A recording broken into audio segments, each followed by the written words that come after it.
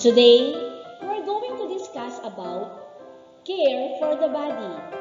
In this lesson, you will be able to learn the different ways of keeping the body clean and healthy. Are you ready? We have only one body. Our body has many parts. We should take good care of our body.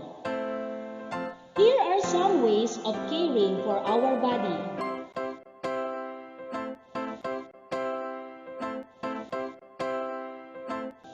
Brush your teeth.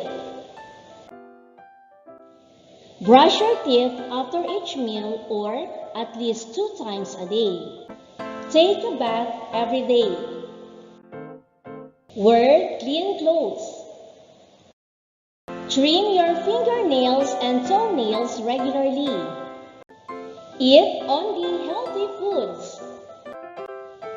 Drink 8 to 10 glasses of water a day. Get enough rest and sleep. Sleeping helps our body and mind rest.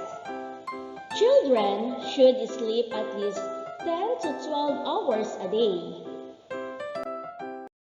Exercise at least 30 minutes every day.